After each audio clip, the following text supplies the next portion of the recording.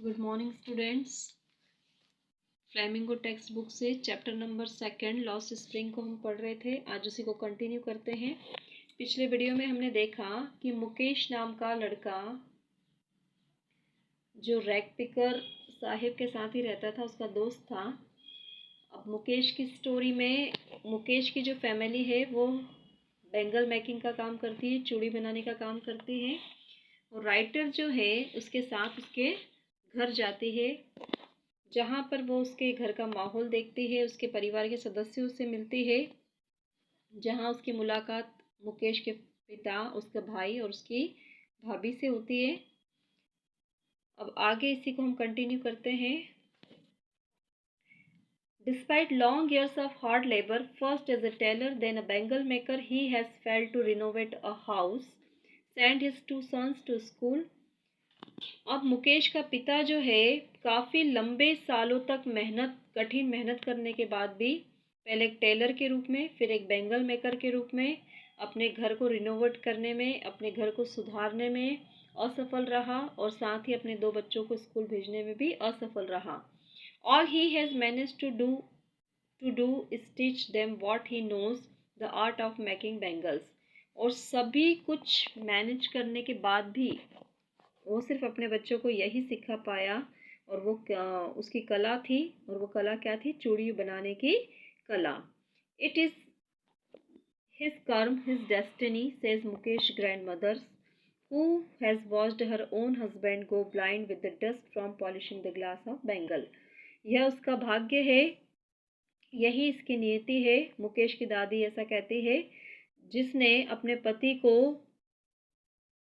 चूड़ियों का काम करते हुए और चूड़ियों का काम करते हुए और उसी की धूल मिट्टी से चूड़ियों को पॉलिश करते हुए उसी की धूल मिट्टी में अंधा होते हुए देखा।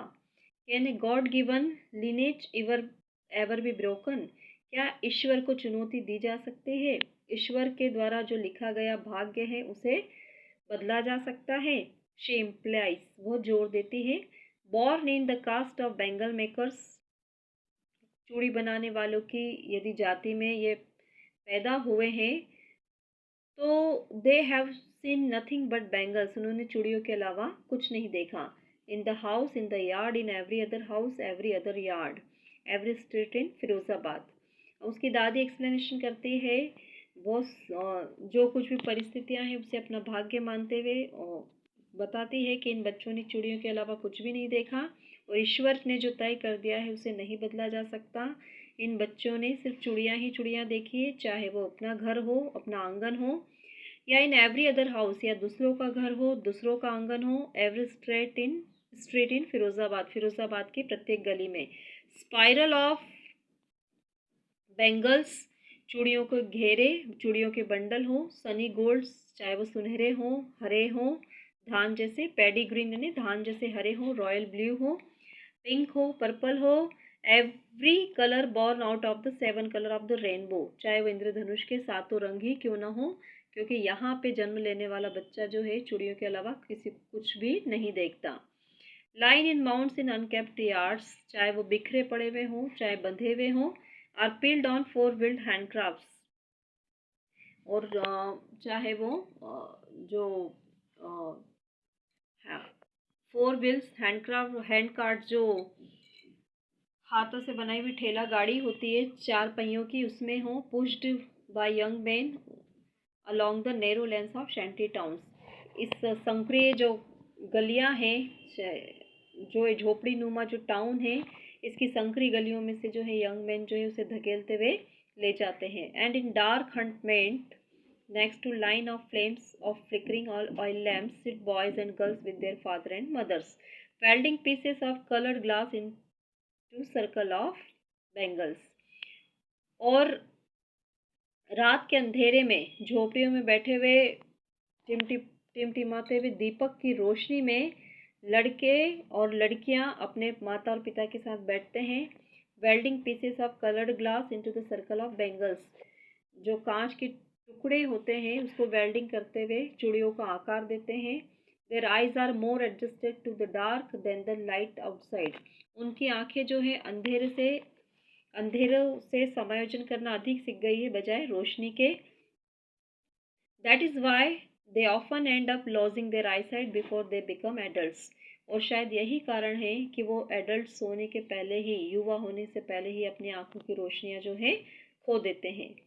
Savita young girl in a drape pink dress. Savita जो है एक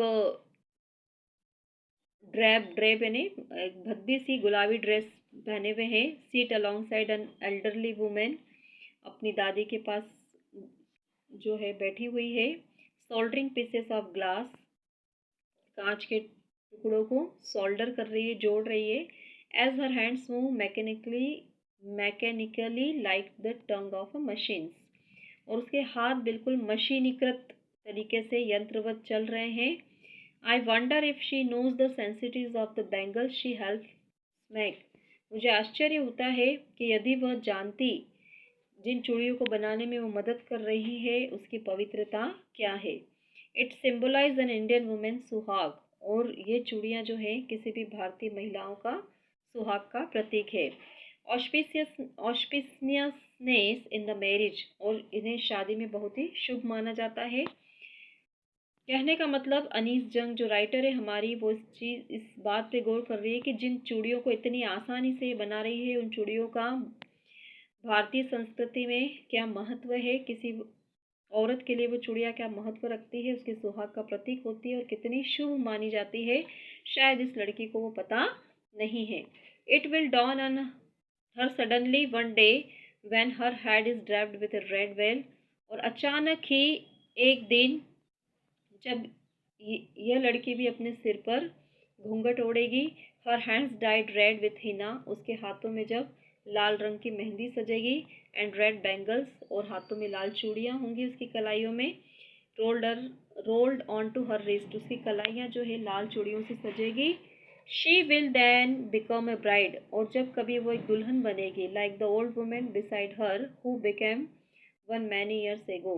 जिस बूढ़ी औरत के पास बैठी है और सालों कई वर्षों पूर्व वह भी जिस तरह से दुल्हन बनी थी, उस उसी तरह से सविता नाम की लड़की जिसने गुलाबी ड्रेस पहन रखा है और चूड़ियों पर चूड़ियाँ बना रही है एक यंत्रवत तौर पे, मशीनीकृत रूप से, जिसे चूड़ियों का महत्व पता नहीं है। एक दिन वह भी दुल्हन बनेगी। उसके सिर पे घूंघट होगा, हाथों में मेहंदी होगी और उसकी कलाइयों पे चूड़ियाँ सजेगी। She still has bangle on her wrist but no light in her eyes. और शायद उसके हाथों में चूड़ियाँ, कलाइयों में चूड़ियाँ तो होगी परंतु उसकी आंखों में रोशनी नहीं होगी। एक वक्त शेर भर खाना भी नहीं खाया। She says in a voice drained of Joy. वो बिना किसी आनंद के, बिना किसी खुशी के कहती है कि एक बार पेट भर के खाना भी नहीं खाया। She has not enjoyed even one full meal in her entire life time. उसने अपने पूरे जीवन काल में एक बार भी खुशी से और आनंद से पेट भर भोजन नहीं किया। That's what she has reaped. क्या यही उसने पूरे जीवन की फसल काटी है। Her husband an old man with a flowing beard sage. उसका पति, उस बूढ़ी औरत का पति जिसकी जो दाढ़ी लहरा रही है, कहता है I know nothing except bangles. मैं चूड़ियों के अलावा कुछ नहीं जानता। All I have done is make a house for the family to live in. मैंने सिर्फ अपनी पूरी लाइफ में यही कर पाया हूँ कि अपने परिवार को रहने के लिए घर बना दिया है। Hearing him one wonders if he has achieved what many have failed in their life time.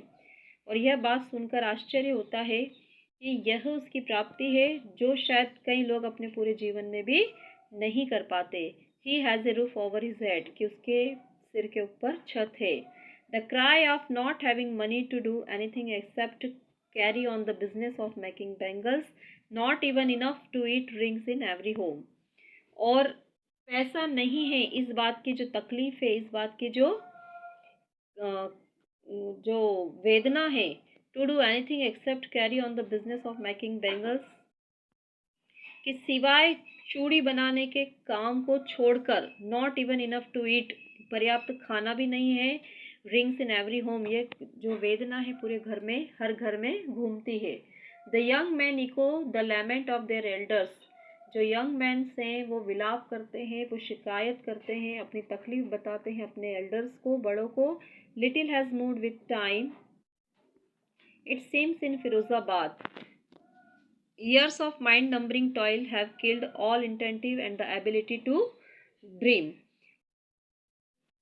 और छोटे जो हैं समय के साथ जो है बढ़ रहे हैं। इट सीम्स ऐसा लगता है पूरे फिरोज़ाबाद में कि हर छोटा व्यक्ति जो है अपने ही बड़ों के साथ जैसा काम बड़े कर रहे हैं उसी नक्शे कदम पर वो चल रहा है। Years of mind numbering toils have killed, और सालों साल यही एक काम करते रहने से जो है, कठिन परिश्रम करते रहने से मर चुके हैं उनके सपने, उनकी योग्यता, किसी भी काम को करने की योग्यता जो है, उनके सपने जो है मर चुके हैं। और वो यंत्रवत पीढ़ी दर पीढ़ी जो है लगातार एक ही काम को करते जा रहे हैं।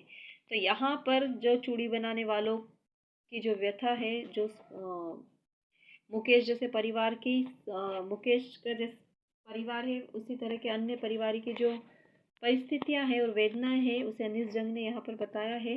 नेक्स्ट वीडियो में इसको आगे और हम कंटिन्यू करेंगे। Thank you.